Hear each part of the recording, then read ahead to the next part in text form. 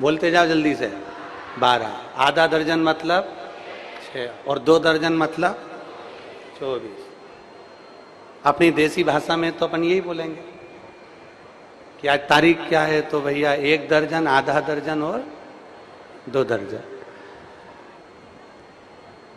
बस अब बाबा से विनती ये करना कि आज जो तारीख है 1 दर्जन, आधा दर्जन, 2 दर्जन, हम पे भी कृपा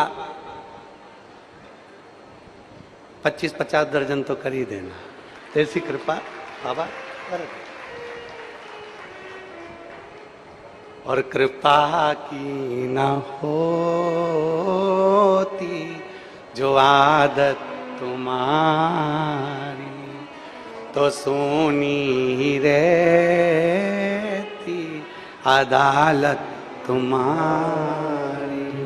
गरीबों के दिल में जो जगह तुम न पाते, किस दिल में होती इबादत तुम्हारी। अब जरा विचार करिए कि उसकी अगर कृपा नहीं होती, उसकी दया नहीं होती, उसकी करुणा नहीं होती, तो ये ओमकारेश्वर की भूमि पर अपन क्या आ पाते? अगर उसकी करुणा नहीं होती, उसकी दया नहीं होती, तो ओमकारेश्वर भैया, ओमकारेश्वर बाबा की पवित्र भूमि, माँ रेवा मैया की पवित्र भूमि, ममलेश्वर बाबा की पवित्र भूमि, दादा धुनी वाले दादा की पवित्र भूमि, श्री सिंगाजी महाराज की पवित्र भूमि, और ना जाने कितने कितने संत साधु सन्यासी तपस्वी साधक उपासक ना जाने कितने कितने तप करते रहते हैं इस ओमकारेश्वर की पवित्र भूमि पर। यदि आपका और हमारा केवल आना ही हो गया ना, तो समझ लो कि मेरे बाबा की तो कृपा चालू ही हो गई, कृपा बरसाना प्रारंभ।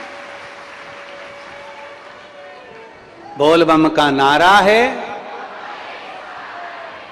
भगवान शिव की कृपा है।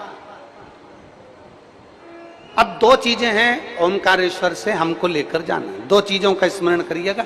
एक मेरे ओमकार बाबा दे रहे हैं माया, और दूसरे नंबर पर मेरे ओमकारेश्वर बाबा दे रहे हैं भक्ति।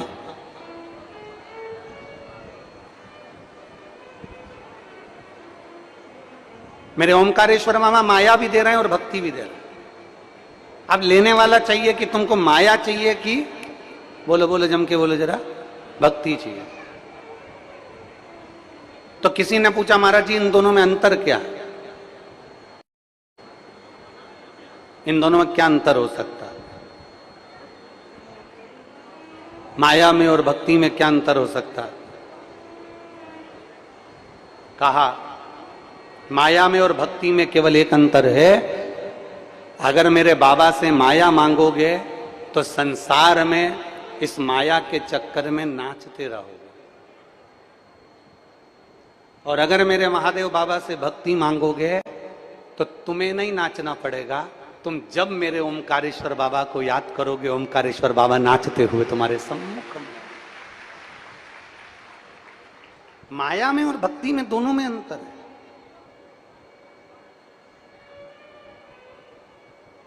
माया में और भक्ति में दोनों में एक अलग अलग विचित्रता है। हम अगर भगवान से माया मांग रहे हैं ना, तो माया मांगने में हम खुद नाच रहे हैं। अगर हमने माया मांगी, धन मांगा, वैभव मांगा, सत्ता मांगी, कुर्सी मांगी, पद मांगा, प्रतिष्ठा मांगी, तो हमको खुद को नाचना पड़ता, हमको खुद को तोड़ना पड़ता।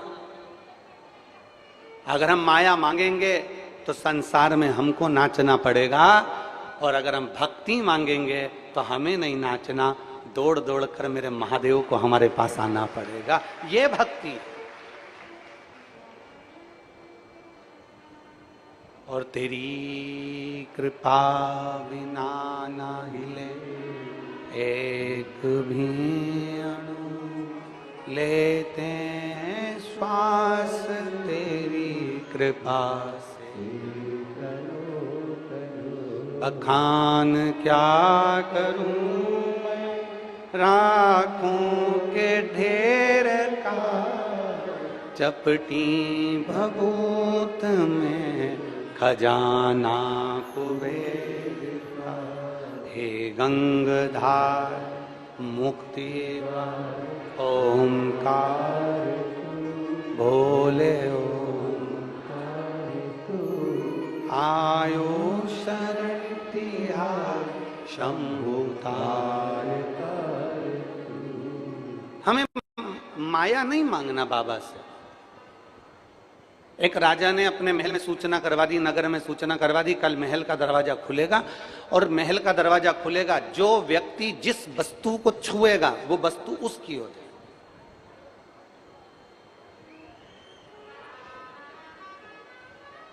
जिसने छुआ वो वस्तु उसकी।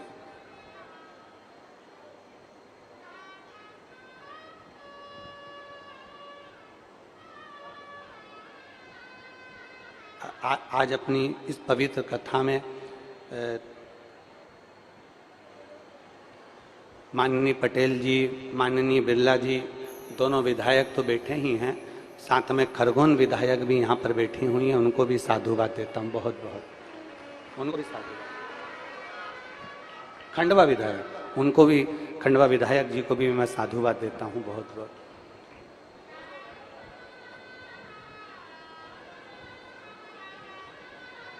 माया और भक्ति में बहुत अंतर।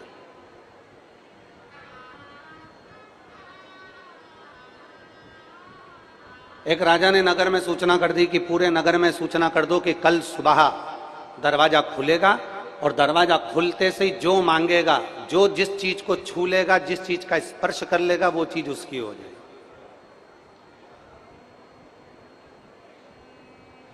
सबने तैयारी कर ली है, पूरे नगरवासियों ने। कोई ने सोचा राजा की 2-3 रानियां हैं, बड़ी सुंदर सुंदर है।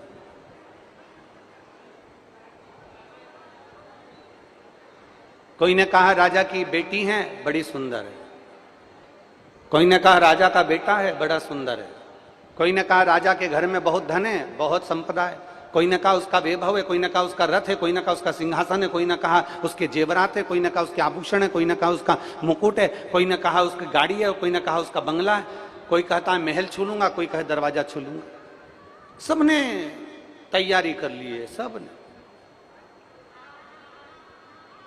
और सबने तैयारी करी, और तैयारी कर कर जैसे ही सुबह दरवाजा खुला, दरवाजा खुलते से ही सब भाग पड़े। भागते भागते सबने, कोई ने रानी को छुआ, कोई ने कुछ छुआ, कोई ने धन, कोई ने वैभव, कोई ने हार, कोई ने माणिक, कोई ने मोती, कोई ने रथ, कोई ने गाड़ी, कोई ने बंगला, कोई ने संपदा, सब कुछ छुआ।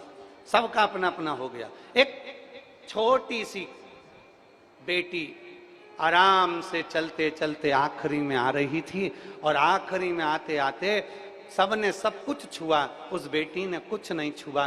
केवल जाते ही सिंहासन के ऊपर जो राजा बैठा था, उस राजा को छू लिया उस बेटी। अब जरा विचार करिएगा, जरा अंदाजा लगाइएगा, स्मरण करिएगा, उसने राजा को छुआ। ये गाड़ी एक्सीडेंट होकर एक दिन समाप्त हो सकती है, सिंहासन एक दिन जा सकता है, बंगला एक दिन जा सकता है, सोना चांदी, हीरा अंबारी, सब कुछ एक दिन समाप्त हो सकता है।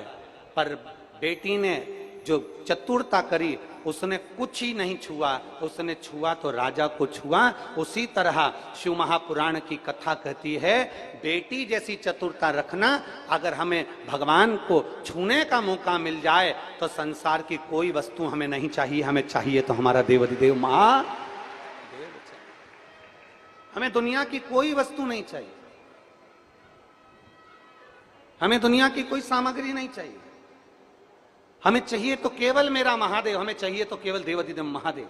और कितनी सुंदर बात आती है, माया को पाओगे, माया को पकड़ोगे तो संसार में भ्रमित होते रहोगे। भक्ति को पकड़ोगे तो एक दिन भगवान के पास तक पहुंच जाओगे। भक्ति को पकड़ोगे तो एक दिन परमात्मा के नजदीक तक पहुंच जाओगे। भक्ति को पकड़ोगे तो एक दिन परमात्मा के करीब में पहुंच जाओगे। भक्ति का मूल उद्देश्य, अगर हम आप लोग अगर गए हो महाराष्ट्र में, अगर गए होगे, कोई अगर महाराष्ट्र में गया होगा तो महाराष्ट्र में ओंडा नागनाथ, कभी दर्शन करने गए हो आप लोग? आप में से कोई गया है ओंडा नागनाथ? अगर किसी ने दर्शन करे हो तो हाथ उठाओ जरा। महाराष्ट्र में एक देव स्थान है, एक भगवान शंकर का बड़ा प्राचीन मंदिर है, ओंडा नागनाथ। गए हो? बहुत बहुत साधुवाद। ओंडा नागनाथ ये भगवान शंकर का ऐसा मंदिर है जहां पर श्री नामदेव जी महाराज दर्शन के लिए भगवान के आनंद भाव से पहुंचे और भगवान की विरल भक्ति में ऐसे डूब गए, ऐसे डूब गए, ऐसे डूब गए, भगवान के भजन में। वहीं मंदिर के अंदर बैठकर पांडुरंगा हरि विठ्ठल हरि विठ्ठल हरि विठ्ठल नारायण हरि विठ्ठल पांडुरंगा पांडुरंगा जैसी जपने लगे। ब्राह्मणों को मालूम पड़ा, और जैसे ही ब्राह्मणों को मालूम पड़ा, पंडितों को मालूम पड़ा कि नामदेव जी महाराज आए हैं और भगवान की भक्ति में झूमकर सबको इकट्ठा कर लिया इन्होंने, तो सबके मन में ईर्षा का भाव प्रकट होने लगा। ईर्षा भाव प्रकट हुआ, करें क्या, नामदेव जी को भजन करते करते उठाया और मंदिर के पीछे ले जाकर पटक दिया।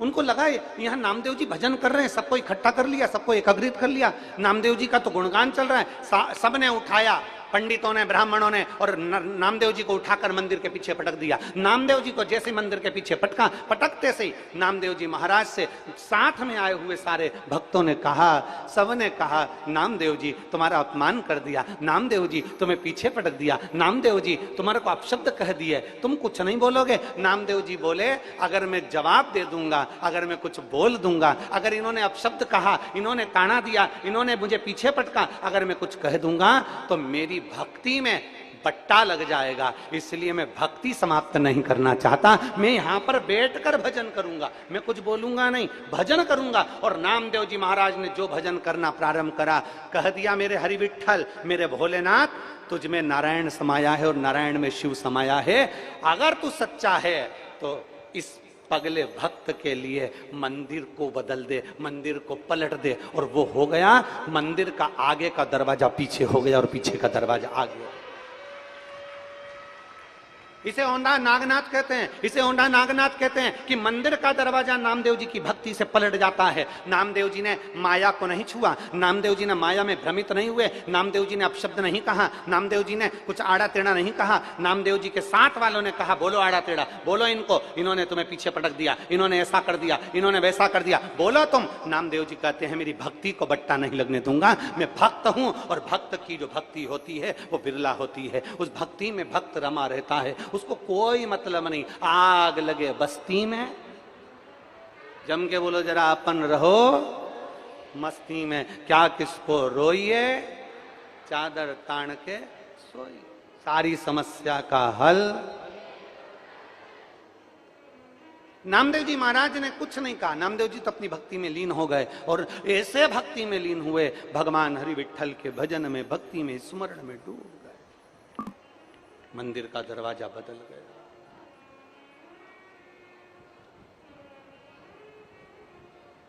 और फिर वही वाली बात आ गई, कृपा की ना होती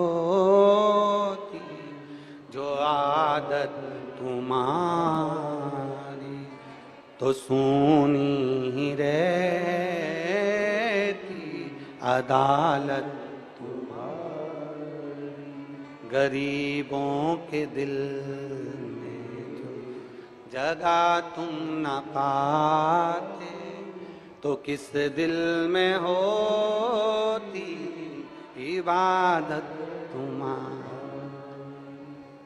अगर मन भक्ति में ना रमे, अगर चित्त भक्ति में ना रमे, और तुम माया में भ्रमित हो गए, थोड़ा सा धन मिल गया, थोड़ा सा वैभव मिल गया, थोड़ी सी सत्ता मिल गई, थोड़ी सी गाड़ी मिल गई, थोड़ा सा बंगला मिल गया, थोड़ी सी जायदाद मिल गई, और ध्यान देना, माताएं कहती हैं, बस भगवान की कृपा हो जाए, हमारे घर में संतान हो जाए।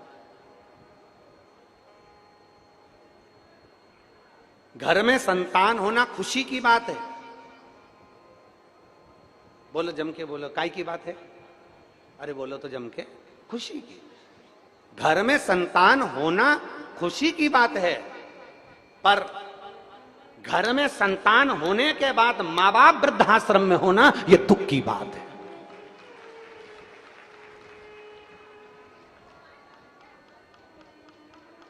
घर में संतान का होना खुशी की बात है, घर में संतान का होना बड़ी प्रसन्नता का बात है, घर में संतान होना बड़ी खुशी की बात है, पर घर में संतान होने के बाद में माता पिता वृद्धाश्रम में होना यह दुख की बात है। यह प्रसन्नता की बात नहीं, खुशी की बात नहीं, यह दुख की बात है।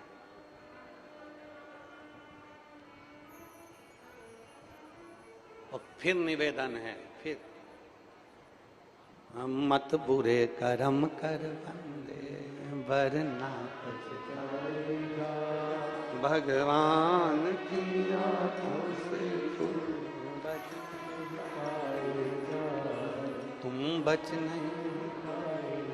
कई लोग हमसे कहते हैं महाराज जी तुम रोज की रोज एक ही लाइन को गुनगुनाते रहते हो, जब देखो जब कथा में, प्रत्येक कथा में ये लाइन हो, 2 3 4 तुम्हारी जो लाइन है वो गुनगुनाते रहते हो, ये क्यों गुनगुनाते हो? हमने कहा कि गुनगुनाने का कारण केवल इतना है कि जब तुम घर में कथा सुनने के बाद 7 दिन बाद जब अकेली रहो, घर में तुम दुकान पर जब अकेले बैठे रहो, जब तुम अकेले घर में कार्य कर रहे हो, तब तुम्हें हम याद आए चाहे नहीं आए, पर कथा की एकाध लाइन भी कोई अगर गड़बड़ करे और गड़बड़ करते से तुम्हें याद आ जाए तो समझ लेना कोई ने कुछ करा और तुम्हें याद आ जाए, मत बुरे कर्म कर वरना पछताए। बस तुम्हें याद आ गया, तुम दुख की घड़ी में पड़े हो, तुम कहीं ना कहीं तुम तकलीफ में पड़े हो और तुम्हें याद आ जाए, मेरे बाबा दया करना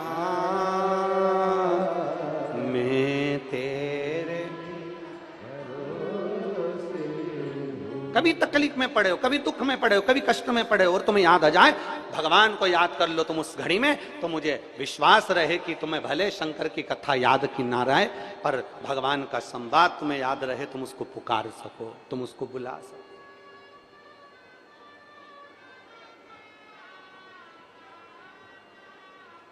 नामदेव जी को पीछे पटक दिया।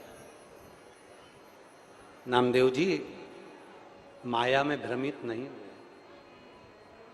नामदेव जी माया से दूर भगवान की अविरल भक्ति में डूबे रहे। नामदेव जी अविरल भक्ति,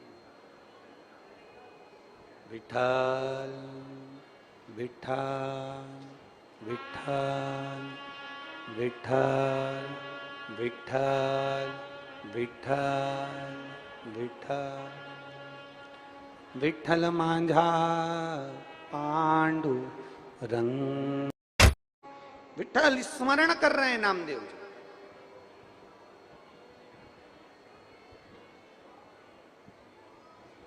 फिर एक किसी ने कह दिया नामदेव जी से, नामदेव जी तुम्हें क्रोध नहीं आया?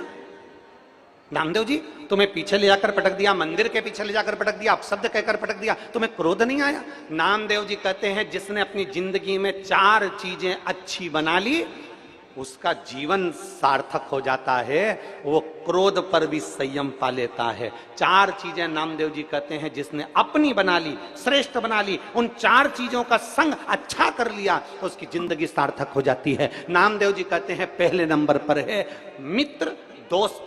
अगर आपका मित्र, आपका दोस्त, आपको बुद्धि देने वाला, आपको अकल देने वाला, आपको सजेशन देने वाला, आपको मार्ग बताने वाला, आपकी सही बुद्धि विवेक में कोई बात को फिट करने वाला अगर अच्छा है तो आप दुनिया में कभी धोखा नहीं खा सकते, आप उन्नति की सीढ़ी पर चढ़ते चले जाओगे।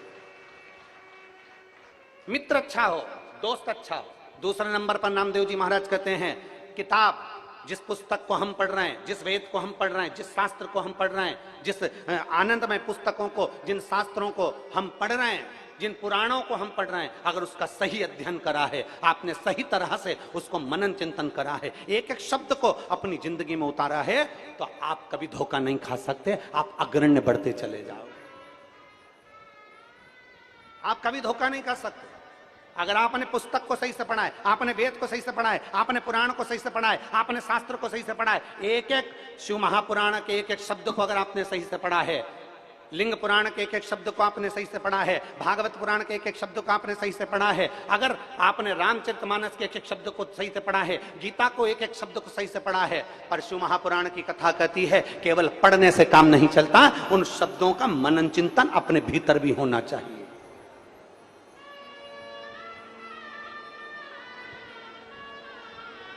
कपड़ा बदल लेने से कोई संत नहीं होता। शिव को पाने के लिए, परमात्मा को पाने के लिए अपना कलेजा बदलना पड़ता है, तब परमात्मा प्राप्त होता है। कपड़े से कोई संत नहीं बन गया, कपड़े से कोई साधु नहीं बन गया, कपड़े से कोई सन्यासी साधक उपासक नहीं बन गया, अपना कलेजा बदलना पड़ेगा। माई नर्मदे हर रेवा मैया, उनके भक्ति में डूबना, उनके भजन में डूबना, उनके स्मरण में डूबना, ये एक आनंद का विषय है। गुरु नानक देव जी अपनी भाषा में कहते हैं, गुरु नानक देव जी अपनी भाषा में कहते हैं। और आपने अगर पंजाब की कथा सुनी होगी, भटिंडा पंजाब में हमने कथा बातचीत थी, तो उसमें हमने वर्णन किया था गुरु नानक देव जी के प्रसंगों का। गुरु नानक देव जी अपनी भाषा में कहते, बाले सुन, संसार में मनुष्य देह पाले ना सरल है बाले, पर संसार में मनुष्य देह पाने के बाद में उस ईश्वर को याद कर लेना कठिन बात है बाले। ये गुरु नानक देव जी अपने शिष्य से कह रहे हैं। बाले, गुरु नानक देव जी ने कहा, बाले सुन, नर सेवा ही नारायण की सेवा है। इसलिए भारत भूमि के किसी भी गुरुद्वारे में जाकर देखना, वहां लंगर आप कभी भी पहुंच जाओ और जाकर आप विनती कर दो, साहब भूखा हूं, लंगर चखना है, तुरंत अंदर से जाएंगे और जो गुरुद्वारे में रहते हैं वो मेरे भाई जाकर तुरंत तुमको लंगर चखा देंगे। नर सेवा नारायण सेवा है, ये गुरु नानक देव जी कहते हैं। संसार में अगर परमात्मा को पाना है तो मनुष्य की सेवा करना पड़ेगी। परमात्मा को पाना है, गुरु नानक देव जी ने कहा, मंदिर में दीपक लगाना, मंदिर में अगरबत्ती लगाना, मंदिर में आतिशबाजी छोड़ने से बड़ा प्रसन्नता, मंदिर में दिया लगाने से बड़ी प्रसन्नता, मंदिर में अगरबत्ती लगाने से बड़ी प्रसन्नता। गुरु नानक देव जी कहते हैं, किसी भूखे को भोजन कराने में, प्यासे को पानी पिलाने में, कोई बीमार है उसकी दवाई दिलाने में, किसी को एजुकेशन चाहिए, पढ़ना है, बच्चा बहुत होशियार है, पढ़ने का पैसा नहीं है, उसको पढ़ाने का प्रयास करना, कोई भूखा है उसको भोजन कराने का प्रयास करना, कोई प्यासा है उसको पानी पिलाने का प्रयास करना, कोई रोगीला है, दवाई की जरूरत, औषधि की जरूरत है, प्रयास करना कि हमारे पास की अगर कोई औषधि उसके काम आ जाए। मैं धन्यवाद देता हूं इस पवित्र पावन शिव महापुराण की कथा में मेरी जीजियां आती हैं, मेरे जीजा आते हैं, मेरी बेटियां, मेरी बेटे, मेरी मां इस कथा में आते हैं, साथ में बिछाने का चादर लाते हैं, ओढ़ने का कम्बल चादर लेकर आते हैं, छाता लेकर आते हैं। और जब देखते हैं कि बाहर धूप बहुत तेज हो रही है, बाहर गर्मी बहुत तेज पड़ रही है, तो वहां बैठी हुई माँ अपनी चादर निकाल कर दे देती है और कहती, भैया लगा के बैठ जाओ, भैया लो इसको लगा लो, तुम आराम से कथा सुन लो, फिर जाते समय मेरी चादर वापस दे जाना, मेरा छाता मुझे दे जाना, भैया लो कथा सुन।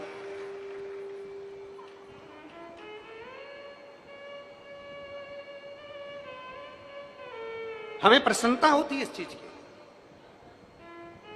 कभी मौका मिले ना, कभी ही मौका मिल जाए जिंदगी में, तो एक बार शिव महापुराण के पंडाल में एक रात्रि किसी शंकर भगवान की पवित्र कथा के पंडाल में जरा रुक कर देखना। जितने अच्छे रिश्ते तो तुम्हारे घर में नहीं होंगे, उससे अच्छे रिश्ते तो इन पंडालों में बन जाते हैं। पंडालों में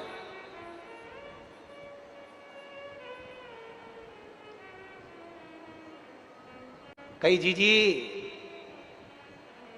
सही है कि गलत है बोलो तो, और हमारा जीजा होन, कई रिश्ते जो घर में नहीं बन पाते वो रिश्ते पंडालों में बन जाते हैं, भगवान की अविरल भक्ति के। और ये रिश्ते साधारण नहीं है, ये रिश्ते साधारण नहीं है। संसार के लोग तुम्हारा हाथ छोड़ देंगे, पर जिसने शंकर भगवान को एक लोटा जल चढ़ाया है वो महादेव तुम्हारा यहां भी हाथ नहीं छोड़ेगा और वहां भी हाथ नहीं छोड़ेगा, ये निश्चित है, निश्चित। ये देवाधिदेव महादेव की पवित्र कथा कहती है, पवित्र कथा। आपको मालूम हो, नामदेव जी ने, नामदेव जी से कहा, नामदेव जी तुम्हें क्रोध नहीं आ रहा? नामदेव जी से कहा, नामदेव जी तुम्हें गुस्सा नहीं आ रहा? नामदेव जी ने कहा, मैंने 4 चीजें आजमा कर रखी है, अच्छा मित्र, अच्छा दोस्त।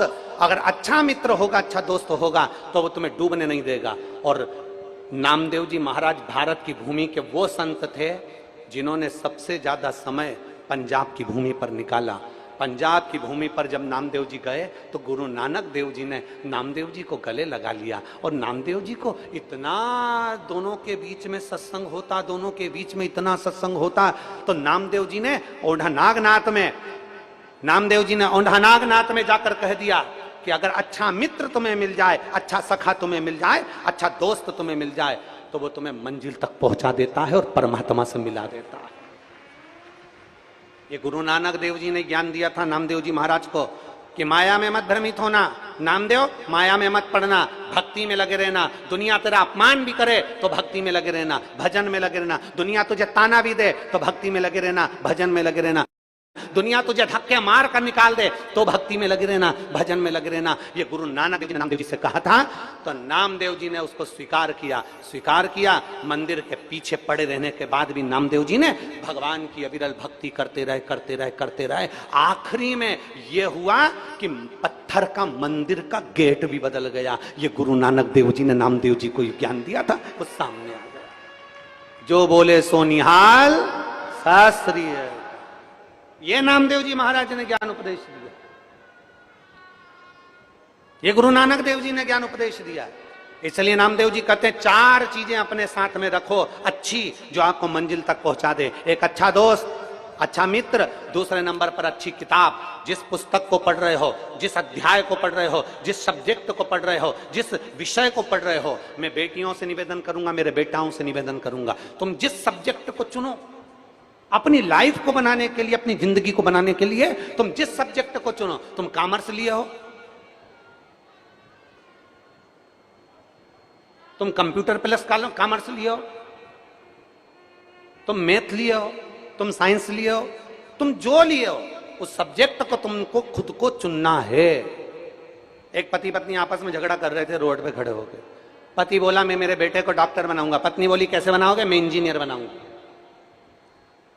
दोनों में इतना झगड़ा हो गया कि पूछो ही मत। वहीं से एक संत निकल कर जा रहे थे, उन्होंने कहा काहे को झगड़ रहे हो? पति बोला मैं मेरे बेटे को डॉक्टर बनाऊंगा, पत्नी बोली मैं इंजीनियर बनाऊंगी। गुरुजी ने कहा एक काम करो, बेटे को बुला लो, उससे पूछ लो वो उसे क्या बनना है। इतने में पत्नी बोली वो तो अभी पैदा ही नहीं हुआ, अभी उसका जन्म ही नहीं हुआ, जन्म हुआ नहीं और झगड़ा करने बैठ गए।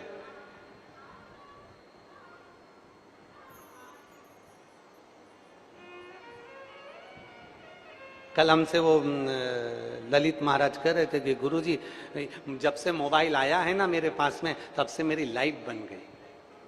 मैंने कहा इतना? मैंने कहा ये मोबाइल जब से आया ना इसने सब नाश कर दिया। मोबाइल आया, पहले टार्च चलती थी, बोलो ईमानदारी से, जम के बोलो चलती थी कि नहीं चलती थी? मोबाइल आया, टार्च खत्म हो गई। पहले रेडियो चलता था, छोटा वाला हेडफोन। मोबाइल आया, रेडियो, बोलते जाओ जल्दी बोलो, खत। पहले MP3 चलता था, मोबाइल आया, MP3, खत। पहले कैलेंडर चलता था, पंचांग चलता था, मोबाइल आया, कैलेंडर, पंचांग, खत। और तुम्हारा मोबाइल तुम्हारी पत्नी के हाथ में आया, तुम भी खत।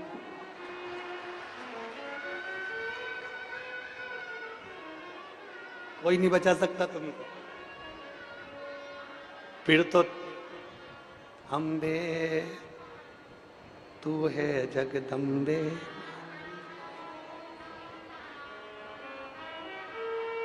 जय हो मेरी खंडवा वाली। फिर कोई नहीं बचा सकता। मोबाइल आया, टार्च खत्म, मोबाइल आया, MP3 खत्म, मोबाइल आया, रेडियो खत्म, मोबाइल आया, पंचांग, कैलेंडर खत्म, और मोबाइल तुम्हारी पत्नी के हाथ में आया कि तुम खत्म। इसलिए तुम देखना मोबाइल वाले इतने चतुर होते हैं, जब पत्नी अच्छे से सो जाए तब मोबाइल इधर भी नहीं, पत्नी की साइड नहीं, इधर साइड, और वो भी तकिए के नीचे। और ना जाने कौन कौन सी बटन लगा के रखते हैं, फिंगर, कई ने तो कहीं कौन कौन से फिंगर लगा कर। जिसके दांत टूटे रहते हैं वो तो अपने दांत का लगा लेता है, क्योंकि दांत की फिंगर कहाँ मिलेगी? किसके दांत एक जैसे सब, तो दांत का लगा। और कोई बहुत चतुर होती है तो डरावना लगा लेती है, और जैसे ही मोबाइल के सामने ऐसा मुंह करती है तो मोबाइल तुरंत खुल जाता है कि तू तेरे पति को डरा ले, मेरे को रहने डरा रहा है।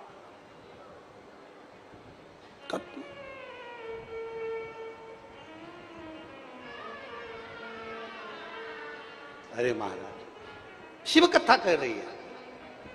अच्छा दोस्त, अच्छा मित्र, अच्छी किताब आपको मंजिल तक पहुंचाने का कार्य करेगी। आप पढ़ो, आप अध्ययन करो, एक एक शब्द को पढ़ो, एक एक अक्षर को पढ़ो, आपकी जिंदगी को संवार देगी।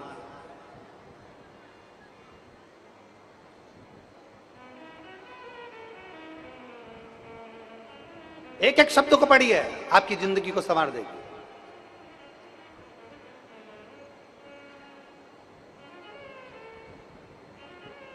पूरे एक एक शब्द का स्मरण करिए, वो आपके जीवन को संवारे।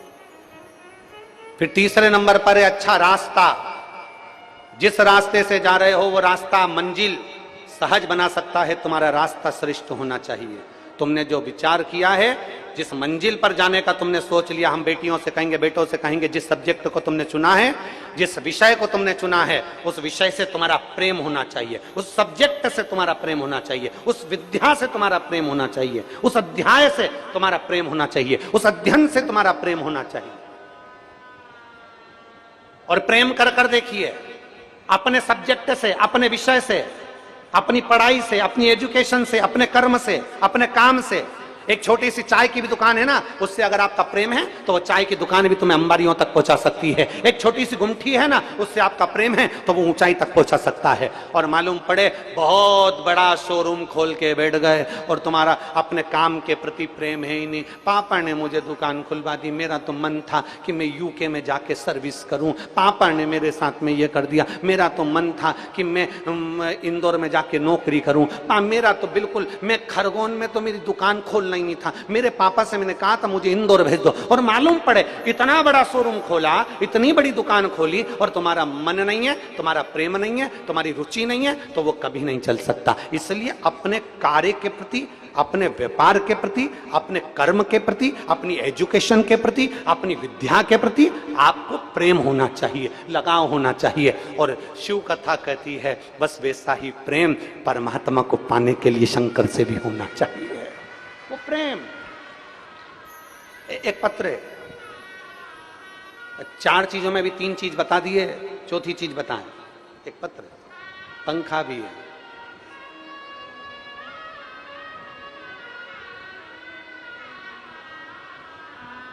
बबली, मीना, मिला, खंडवा, तहसील पंधाना है। तुम समझ गए? ठीक है। पंधाना। और मेरा नाम रमाबाई, पंखा लाई। बहुत जोरदार। कहीं बैठी है रमाबाई? हाथ हिलाइएगा जरा। कहीं बैठी हो तो हाथ हिलाइएगा। रमाबाई। मेरा गांव बाबली, जिला खंडवा, तहसील पंधाना, और मेरा नाम रमाबाई। पत्र आप पढ़ लें एलईडी पर। मेरा नाम नित्या है, मेरी उम्र 3 साल है, मेरा मोबाइल नंबर ये है। गुरुजी, मेरी लड़की जन्म से बहरी थी, उसको सुनाई नहीं देता था। कहीं बैठी हो तो हाथ हिलाइएगा। और अगर बच्ची लाई हो तो उसको व्यासपीठ के पास लेकर आइए, एक बेलपत्र अवश्य लेकर जाएं। कहीं बैठी हो बच्ची को लेके तो आइएगा। मेरी लड़की जन्म से ही बहरी थी, उसके कान में सुनाई नहीं देता था। खंडवा के, इंदौर के सारे डॉक्टरों को दिखाया, डॉक्टरों ने कहा ये जन्म से बहरी है, इसको सुनाई नहीं देगा, इसकी कान की रोशनी, इसकी कान की आवाज नहीं आएगी, इसको सुनाई नहीं देगा। डॉक्टरों ने एक बधिर का सर्टिफिकेट दे दिया और वो कान से सुनाई नहीं देती थी। हमें हमारे पड़ोसी ने बताया कि सीहोर जाओ या फिर शिव महापुराण की कथा कहीं हो तो वहां जाकर सुनो और बेटी को भी ले जाओ। हम उसको लेकर सीहोर पहुंच गए। सीहोर में जाकर हमने शंकर जी की पूजन करी, कंकर शंकर को उठाकर पूजन करा, शिला पर जल चढ़ाया और वहीं से हम एक रुद्राक्ष लेकर आ गए। बाबा पर भरोसा कर कर गए, बाबा ये बेटी पराया धन है, इसको सुनाई नहीं देगा, किसके साथ शादी होगी बाबा, इसकी जिंदगी बना दो। बाबा से निवेदन करा और रुद्राक्ष लेकर आए, उस रुद्राक्ष को तांबे के कलश में गला देते, बेटी को पिला देते। बेटी का हाथ पकड़कर हम मंदिर ले जाते, शंकर जी को जल चढ़ाते और जल चढ़ाकर वो बेटी को देते जाते। बेलपत्री खिलाते, बेलपत्री को कान के पास रख देते और बाबा से विनय करते। बाबा की ऐसी कृपा हुई गुरुदेव, आज मेरी बेटी पूरी तरह से सुनने लगी और उसका जीवन बन गया। मैं बेटी को लेकर आऊंगी। ये शिव तत्व है। कहीं बेटी हैं, कहीं बैठी हो तो बेटी को लेकर अवश्य आ सकती है। मेरा नाम नित्या है, मेरी उम्र 3 साल है। रमाबाई, बावली, जिला खंडवा, तहसील पंधाना। डॉक्टरों ने बधिर का सर्टिफिकेट दे दिया कि बेटी सुनाई नहीं दे सकती, इसको ये बहरी है, इसके कान में सुनाई नहीं देगा।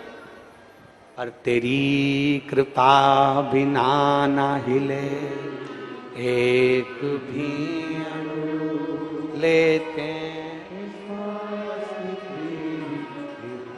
से तनु बखान क्या करूं, राखों के ढेर का चपटी भभूत में है खजाना को। उसके एक लोटे जल में, उसके रुद्राक्ष में, उसकी भभूत में, उसकी भस्म में, उसके बेलपत्र में, उसके दर्शन में, उसके स्पर्श में, उसकी भूमि के आनंद में, उसके जल में, मेरे शंकर के एक लोटे जल में जो तुमने चढ़ाया, जो बेलपत्र चढ़ी हुई खाई, जो बेलपत्री का प्रयोग तुमने करा, वो जल और बेलपत्र साधारण नहीं होता, वो मेरे महादेव उसको अमृत बना देते हैं और वो अमृत के तुल्य हो जाता है। अमृत है वो।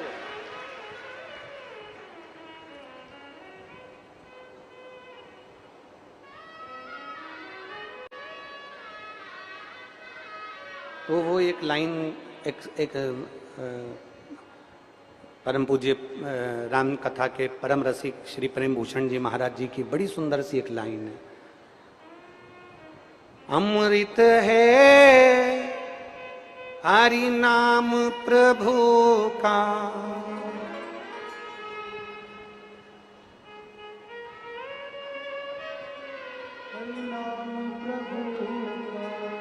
अमृत है हरि नाम प्रभु का, और इसे छोड़ विष पीना क्या, प्रभु नाम नहीं तो जीना क्या, हरि नाम नहीं तो जीना क्या, शिव नाम नहीं तो जीना, प्रभु नाम नहीं तो जीना। उस शिव नाम में तल्लीन रहे।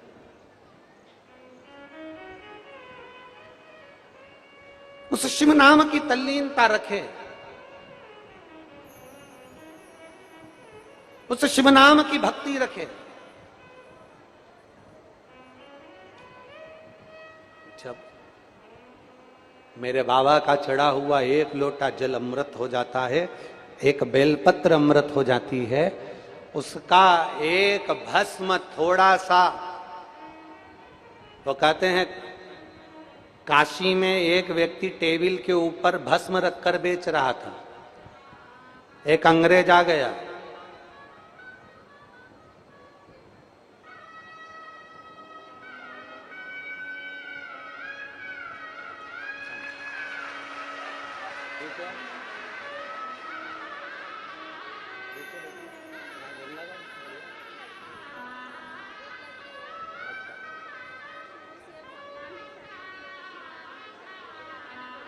बोलने में चालू हो गई, सुनाई देना।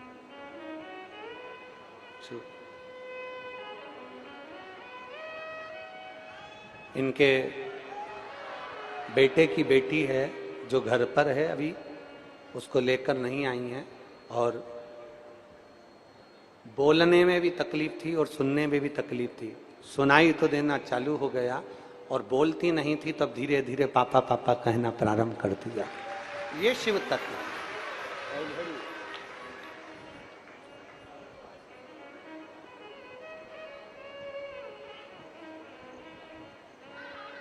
काशी में एक व्यक्ति टेबल के ऊपर रखकर भस्म बेच रहा था, भभूति भस्म भस्म बेच रहा है। अंग्रेज ने आकर पूछ लिया क्या है, उसने कहा भस्म है। एक्सपायर डेट कब की है, मतलब भस्म एक्सपायर कब होगी। अब उसको कौन बताए कि एक्सपायर के बाद ही हुई है।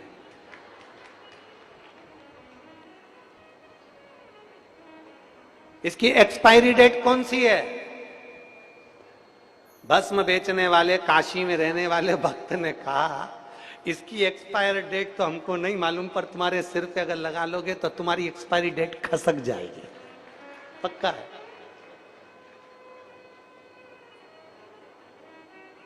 ये हमको तो नहीं मालूम कि इसकी एक्सपायरी कब होगी, पर जो लगा ले। वो त्रिपुंडधारी त्रिशूलधारी त्रिनेत्रधारी महादेव और भोले भंडारी रे, दूर करो दुख हरे त्रिपुरारी रे, दूर करो। भस्म की एक्सपायरी कब की है वो नहीं मालूम, पर भस्म जिसके सिर पर लग जाए, त्रिपुंड जिसके सिर पर लग जाए, जिसके आज वो अभी यहां लकड़ी रखी थी, कहां चली गई। अभी हमारी वो दीदी रितंबरा जी के आश्रम से बहन आई थी, तो वो 2 लकड़ी का टुकड़ा लाई। अब उन्होंने कहा गुरुजी ये आप जो बोलते हो ना बेलपत्री की लकड़ी का चंदन भगवान शिव को प्रिय है, हम वही लेकर आए हैं, इसको घिस कर, ये बेलपत्री की लकड़ी का चंदन है, घिसो और शिव को समर्पित।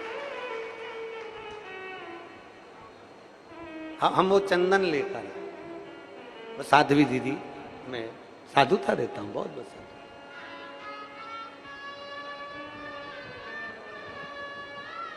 चंदन लगा कर तो देखो, शिव को समर्पित तो करके देखो। जो 1 लोटा जल कभी महादेव को नहीं चढ़ाया ना, वो महादेव की निंदा कर सकता है। जो 1 लोटा जल कभी महादेव को नहीं चढ़ाया, वो महादेव की निंदा सुन सकता है। पर जो महादेव को 1 लोटा जल चढ़ाता है, वो महादेव की अविरल भक्ति में डूबा रहता है, उसे निंदा से मतलब नहीं है। अभी ये कथा पूरी हो जाएगी 15 तारीख को।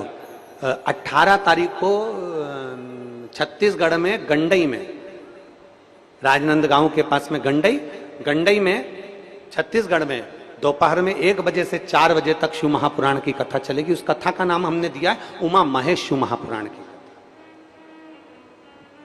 उस कथा को आप सुनना कि भगवान महेश, भगवान शंकर अपनी अविरल भक्ति को उमा जी को क्या क्या ज्ञान उपदेश देते हैं। माता उमा को कहते हैं कि एक नारी का सातित्व अगर उसको रखना है, एक नारी की जिंदगी में उसको सारी उलझनों से मुक्त होना है, तो भगवान महेश माता उमा को ज्ञान उपदेश देते हैं। भगवान महेश अमरनाथ की गुफा में बैठकर माता उमा को, माता पार्वती को ज्ञान उपदेश देते हैं। कभी अगर मौका मिल जाए तो 18, अभी ये 15 जून तक तो ये कथा चलेगी, और 18 जून से गंडई छत्तीसगढ़ में कथा 1 बजे से 4 बजे तक टीवी पर आएगी। आप उसे सुने, उमा महेश शिव महापुराण का, कि भगवान महेश को मानने वाले, भगवान महेश का गुणगान करने वाले, भगवान शंकर का उपासना करने वाले, भगवान शिव की आराधना करने वाले कोई साधारण नहीं होते। शंकर की भक्ति में डूबने वाला ना तो निंदा करता है और ना निंदा सुनता है, वो तो भगवान की भक्ति में डूबा रहता है। और मैं संपूर्ण विश्व के, संपूर्ण भारत के, संपूर्ण देश के, संपूर्ण देश और विदेश में विराजमान सभी भगवान श्री महेश के वंशजों को, माहेश्वरी समाज को मैं धन्यवाद और साधुवाद देता हूं। 15 जून को भगवान श्री महेश की नवमी है, महेश नवमी। मैं संपूर्ण माहेश्वरी समाज को बहुत बहुत बधाई देता हूं, और संपूर्ण माहेश्वरी समाज को बधाई देता हूं। आपकी समाज की एकता, आपकी समाज की अखंडता कई समाजों को प्रेरणा देती है। और मैं निवेदन करूंगा ऐसी समाज की अखंडता और एकता संपूर्ण महेश्वरी समाज में हमेशा बनी होना चाहिए, क्योंकि आप भगवान महेश के वंशज हो। भगवान शिव के मंदिर जाएं, लोटा भर जल चढ़ाएं, वहां की सफाई करें और सारी नदी और अपने पूरे जीवन का एक आनंदमय बनाते हुए पवित्रता का ध्यान रखें, स्वच्छ रखें। संपूर्ण महेश्वरी समाज को बहुत बहुत साधुवाद, बहुत बहुत बधाई संपूर्ण महेश्वरी समाज। अगर मौका मिले तो 18 तारीख से जो गंडई छत्तीसगढ़ में कथा है उमा महेश, उसमें भगवान महेश माता पार्वती जी को, माता उमा को कई उपदेश दिए हैं भगवान शंकर ने। माता उमा को बहुत उपदेश दिया है और सारे उपदेशों को श्रवण करिएगा, सारे उपदेश।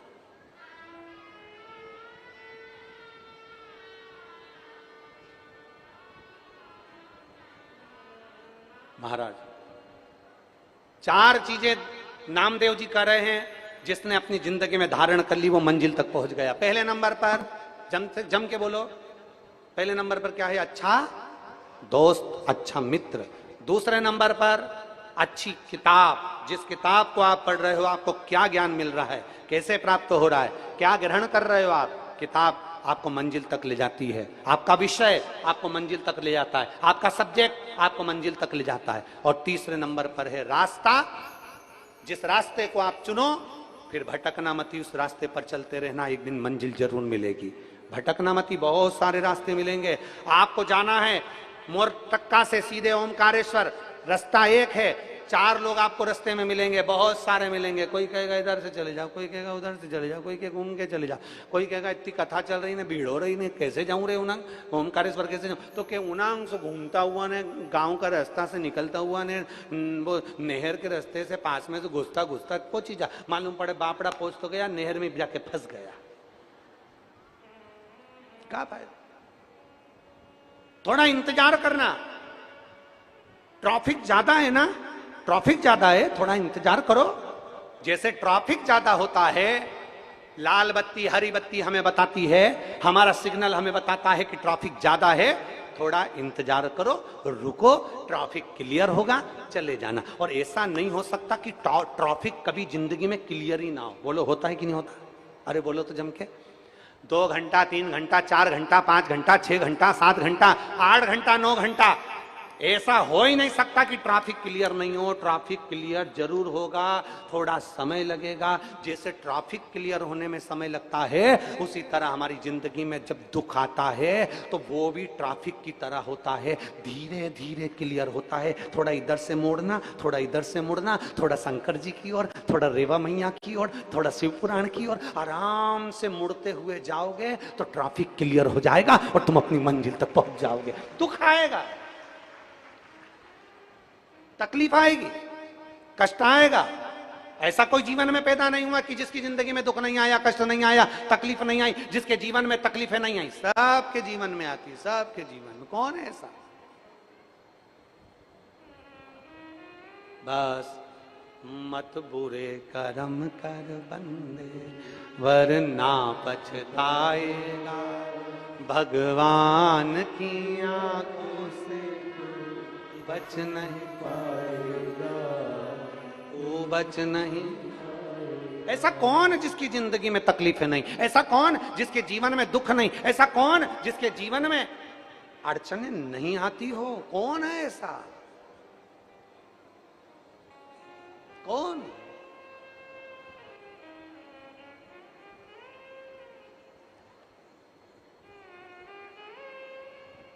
उसको जानो तो, उसको पहचानो तो, उसको समझो तो।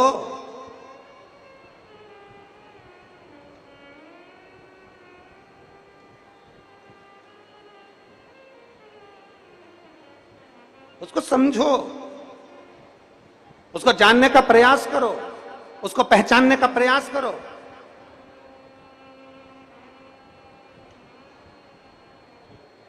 पहले नंबर पर अच्छा दोस्त, दूसरे नंबर पर अच्छी किताब, तीसरे नंबर पर अच्छा रास्ता। और नामदेव जी महाराज कह रहे हैं अपने साथ में बैठे हुए सब भक्तों से, वारकरियों से, चौथे नंबर पर है अच्छी सोच, अच्छा विचार, अच्छी बुद्धि, अच्छा चित्त। ये चौथे नंबर पर है। अच्छी बुद्धि, अच्छा चित्त, अच्छा विचार, अच्छी सोच। बहुत बड़े औहदे पर बैठ गए,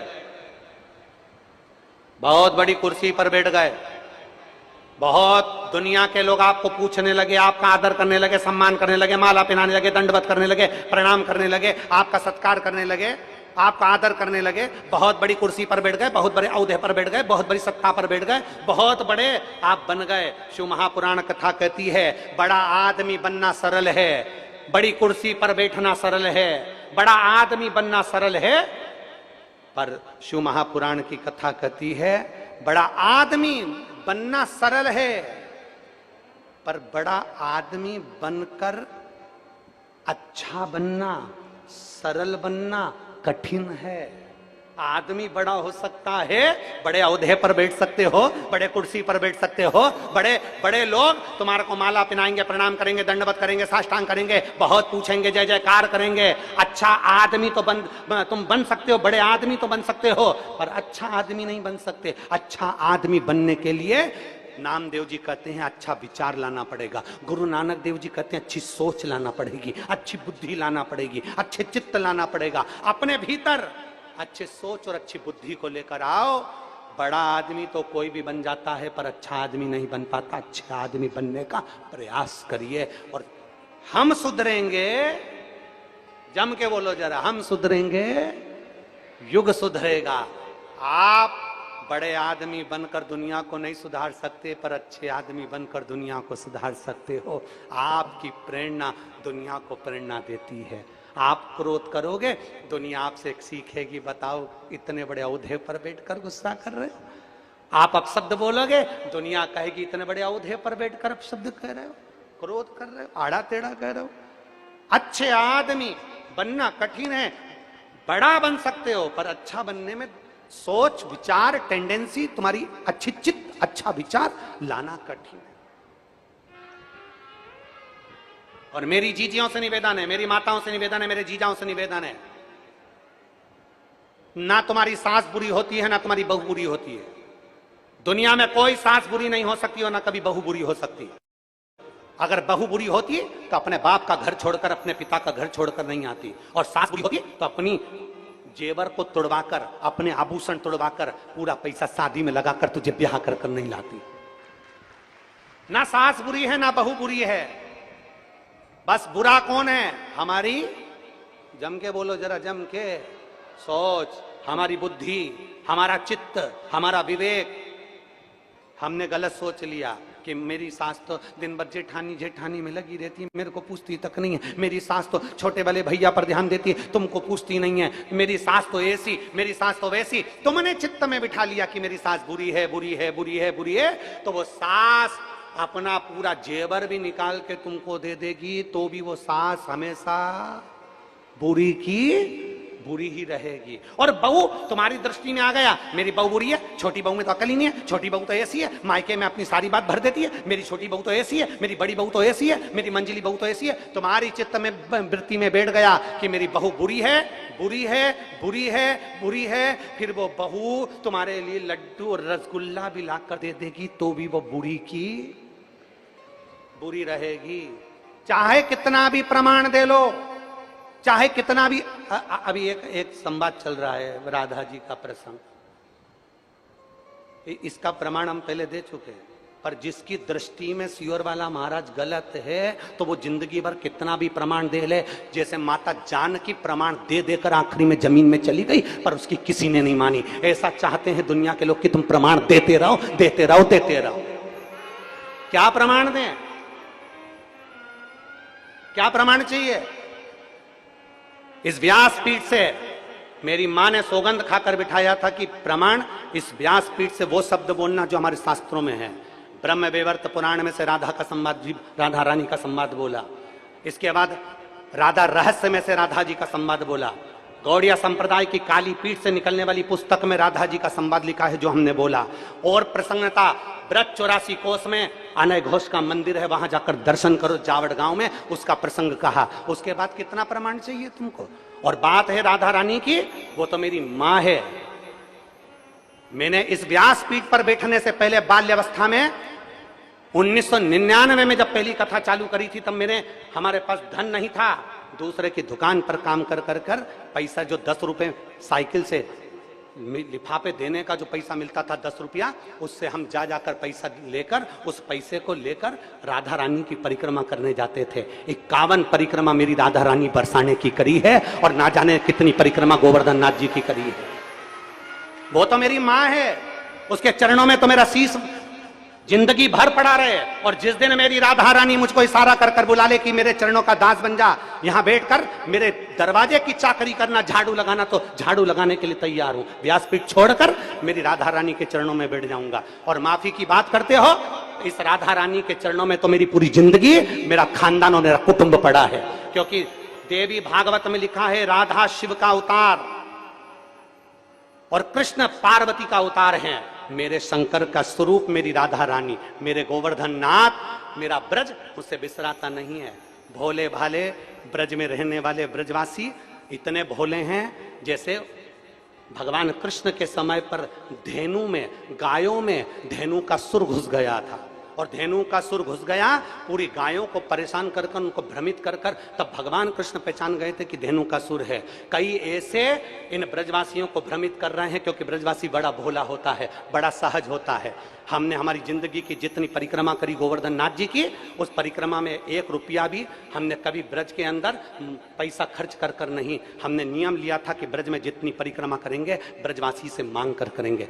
मेरे गोवर्धन नाथ जी की परिक्रमा में जितने ब्रजवासी रहते हैं, सब पहचानते हैं सीहोर वाले को, कि बचपन से परिक्रमा करता है। जब चड्डी पहनता था हाफ, उस समय से परिक्रमा करता था, और ब्रजवासियों से 2 रोटी मांग कर खा लेता था। मेरे ब्रजवासी इतने भोले होते थे कि बिठाकर छाछ भी पिलाते थे।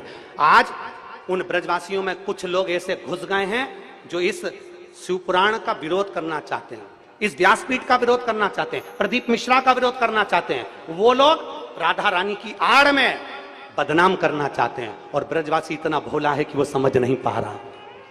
आप कहो जिस दिन राधा रानी के चरणों में आकर दंडवत कर लूं, आप बोलो जितने दिन तक राधा रानी के चरणों में पड़ा रहूं, मेरी माँ है वो, उससे मेरा बेर नहीं है।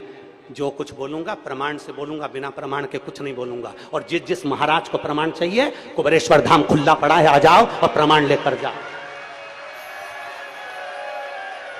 जिस जिसको प्रमाण चाहिए, कुबेरेश्वर धाम खुला पड़ा है।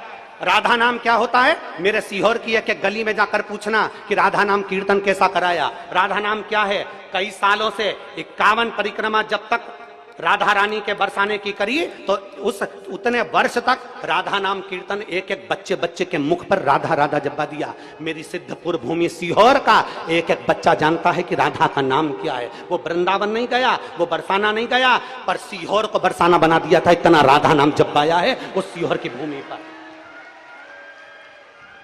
तुम क्या सहज समझते हो? और सोशल मीडिया वाले सोचते हैं कि बदनाम करेंगे। अरे मेरे शंकर के भक्त हैं, ये तो राधा रानी की कृपा है।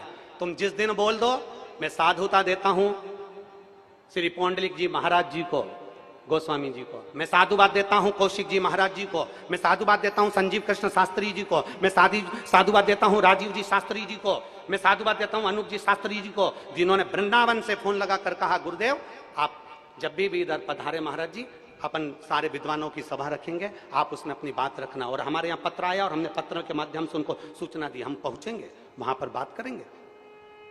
और इतने बड़े विद्वत संत हैं, माननीय श्री प्रेमानंद जी महाराज, उनके चरणों को दंडवत करता हूं भारत की भूमि पर।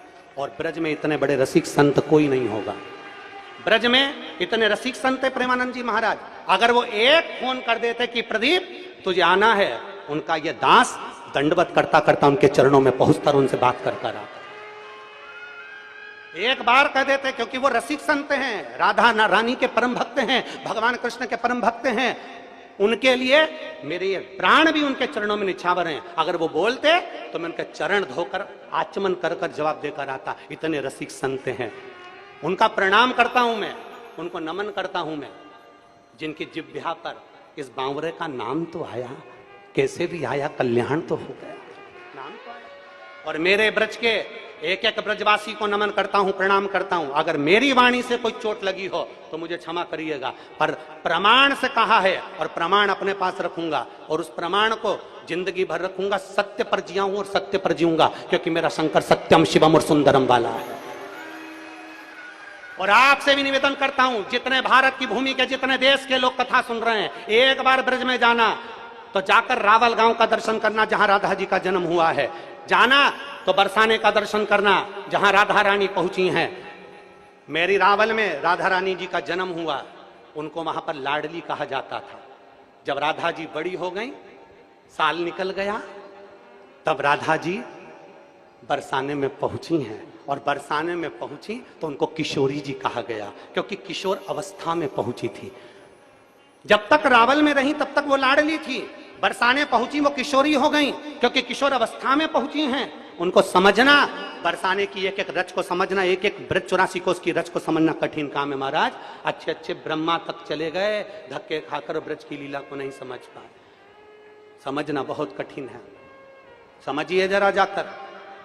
और जिन्होंने आधी वीडियो चलाई है उनको तो मेरी राधा रानी सब देख लेगी और मेरे भोलेनाथ देख लेंगे। आधी वीडियो चलाई, उन्होंने ये नहीं बताया कि बरसाने का महत्व क्या बताया गुरुजी ने, उन्होंने ये नहीं बताया कि राधा कृष्ण के विवाह का प्रसंग क्या सुनाया गुरुजी ने, उन्होंने ये नहीं बताया कि बरसाना का जो मूल महत्व बताया गया था, उस कथा को पूरा सुनना था कि हमने बताया था उस कथा में कि वर्ष में एक बार आना बरसाना, अर्थात आपकी जिंदगी में अगर मनुष्य की देह है तो वर्ष में एक बार राधा रानी के दरवाजे पर जाते रहना और उनको प्रणाम करते रहना, तो तुम्हारे पाप छिन्न होते रहेंगे। राधा रानी पाप को छिन्न कर देती है। उस क्लिपिंग को पूरा तो बताया नहीं, उसमें से काट कर हमारे सब्जेक्ट को छोड़कर उसमें दूसरा उस सब्जेक्ट को वही की वही फेस लगाकर, वही की वही वाणी लगाकर उसको काट काट कर क्लिपिंग बनाकर जनमानस में प्रेषित कर दिया। मेरा साधुता है पूरे ब्रज भूमि के संतों को, साधुओं को, राधा रानी के चरणों को जिस दिन आऊं उस दिन मेरी राधा रानी की पूरी देहली की मैं झाड़ू लगाता फिरूं, मुझे कोई दिक्कत नहीं, मेरी मां है वो। पर जो गलत राधा रानी के पर्दे की आड़ में जो शिव महापुराण को लांछन लगा रहे हैं, राधा रानी की पर्दे की आड़ में जो विद्रोही, जो विधर्मी, जो सनातन धर्म को अच्छा नहीं देख सकते, वो इस पर्दे की आड़ में ना जाने क्यों बदनाम करने में लगे हैं। इन्होंने कईयों को बदनाम किया तो हमको भी करें भी कर रहेंगे नहीं। नामदेव, तुकाराम, रामकृष्ण, मीरा, कर्मा जैसों को नहीं छोड़ा तो हमें कौन छोड़ने वाला। साधुता है। और मेरी ब्रज की पवित्र भूमि को, मेरे ब्रज में रहने वाले ब्रजवासियों को दंडवत प्रणाम करता हूं, नमन करता हूं। आपकी साधुता है, आपके बीच में रहा हूं, साधुता है। और यदि एक शब्द के लिए अगर एक पत्र भेज देते सीहोर वाले महाराज के पास में, कुबरेश्वर धाम का पता सबको मालूम, एक पत्र भेजते, ये पत्र भी आते हैं, वो पत्र भी मैं पढ़ता और मेरे को आज्ञा होती मैं ब्रज में जाकर तुरंत उस बात का जवाब देता कि ब्रह्म वैवर्त पुराण के 174 नंबर पेज पर ये सब बातें लिखी हुई हैं, राधा रहस्य में ये बात लिखी हुई है। मैं कहता गौड़िया संप्रदाय के काली पीठ से निकलने वाली पुस्तक में ये बात लिखी। और ये भी नहीं मानना तो ब्रज की जावट गांव जाइए, जहां पर राधा जी का पूरा आनंदमय सुख आपको मालूम पड़ जाएगा कि विवाह का प्रसंग कहां है। हम भी मानते हैं, मां है हमारी, और मेरी मां कभी बुरा नहीं करती है। बोल राधा रानी सरकार की जय जय श्री राधा। वो जानती है, समझना मुश्किल। सोच, बड़े आदमी बनना सरल है, बड़े सिंहासन पर बैठना सरल है, बड़ी जगह पर बैठना सरल है, पर बड़ी सोच रखना बहुत कठिन है महाराज, बहुत कठिन। और फिर निवेदन करूंगा, ब्रज के कोई संत अगर मुझे आमंत्रित करे मैं तैयार हूं, आपके चरणों में आऊंगा, दंडवत करूंगा, प्रणाम करूंगा और आपको पूरा व्याख्यान बता कर जाऊंगा, कहां से पढ़ा, कहां से बोला, इस जगह से वर्णन किया। एक एक स्मरण करिए आप शिव नाम। बन सकता है सनातन धर्म को आगे बढ़ाने का प्रयास करिए, बन सकता है राष्ट्र को उन्नति की ओर लेकर जाइए। सनातन को पीछे मत खींचिए। आज के जमाने में हिंदू को हिंदू से लड़ाने की प्रथा चल रही है, और वो देख लो आज तक अभी चुनाव हुए उसमें देख लेना, हिंदू से हिंदू को लड़ाने का प्रयास करा जा रहा है कि कैसे भी सनातन धर्म बर्बाद हो जाए, बदनाम हो। शिव तत्व की प्राप्ति औघड़ी है, शिव औघड़ी। मेरा देव अधिदेव महादेव। पहले नंबर पर दोस्त, दूसरे नंबर पर किताब, तीसरे नंबर पर रास्ता, और नामदेव जी कहते हैं चौथे नंबर पर सोच। अच्छी सोच व्यक्ति को बहुत उन्नति तक